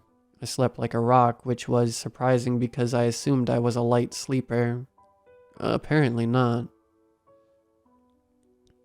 I scrubbed through the rest of the footage, and pretty much the only noticeable event was me sitting up in bed and turning off the video. But it looked like there was some sort of glitch in the footage. I couldn't make out what it was, so I scrubbed backward to the beginning of me waking up. Right before I sat up, the bottom half of the screen went completely black for a split second. It was quick. Less than a second because of the time-lapse setting. I rewinded again, this time scrubbing through the footage slowly, looking at every few frames closely. The first frame of the supposed glitch was me laying in bed, except the bed was gone. It was just me, laying down on a black surface, in front of it too, no walls or defining features except for the fairy lights and I. That was odd. How did only the walls in the bed glitch out of frame? It simply looked like a black image with me, laying in the middle, and the fairy lights above me, on the same black background. The next few frames were the same, and then something changed. I moved. I thought I was sitting up at first, but I was going down. I seemed to go limp, my arms below me, my entire body moving down around an inch on the screen, and on the next frame, another inch, and another, on a black screen with fairy lights at the top. And then I was back in bed, and I sat up, and the bed, and the walls, and the fairy lights were all there. It looked normal. I wasn't lower on the screen. I was just sitting in bed. I went back to the last frame and noticed in scared confusion that I looked like I was falling. Motion blur and all. For 3 frames, I was falling down into the black background. I tried to remind myself it was only a camera glitch, but something told me it wasn't. I looked through the footage a number of times, trying to decipher what I was seeing. Eventually, I came to the conclusion that the background came back to normal when I moved my body, but it still didn't make any sense. I fell. If the camera glitched from motion, it would have stayed that way even after I got up. The thing is, I don't stay still much. Not in the daytime, at least. I fidget a lot. I figured I would move around in my sleep, but I guess I don't. I decided to retry the experiment. Except when I was awake, I would stay completely still for an hour and 50 minutes, record it, and see if the camera glitched again. The experiment was difficult at first. I tried movies and TV shows and podcasts to keep me busy, but the longest I made it without moving was only around 20 minutes. I would need a bigger distraction. I turned to shrooms. I've had them in my room for a while, but I'd only taken around half a gram a couple years ago. I decided to take a larger dose this time. I would likely be able to stay still for a while looking at the visuals changing around me. I took 1.5 grams, waited for them to kick in, turned on the camera, lied down in bed, and waited. Staring at the ceiling made it easy for me to stay put. I don't know how long I was still, but it certainly worked. But at some point or another, it happened. The vertigo feeling. Except this time it wasn't just a feeling. The falling sensation came, and my vision went black, mostly. Everything went black except for the fairy lights and the items on the nightstand. I yelped, flailing around, trying to find stability. It lasted for longer this time. I had to grab onto the fairy lights to make the blackness go away. And when it was all normal, minus the trippy visuals of course, it's like my bed and the nightstand and everything else into my room glitched back into place. As I was dangling from the fairy lights for those few seconds, I was terrified of falling into the void below. I figured maybe it was the shrooms. Maybe my mind was convincing me into thinking I was falling. But after scrubbing through the footage when I'd sobered up, I came up with the same results. I was dangling from the fairy lights, with nothing around me but darkness and a few small objects. I don't know how part of this world disappeared. I don't know anything about this, whatever this is. But now I'm terrified to fall asleep. Terrified that I'll succumb to the void. My only hypothesis is that if you stay still for too long, you'll fall. God forbid you're unconscious, because when you wake up, you'd better hope you're not too deep into the blackness to bring yourself back to the surface. And you'd better hope the void has an end to it.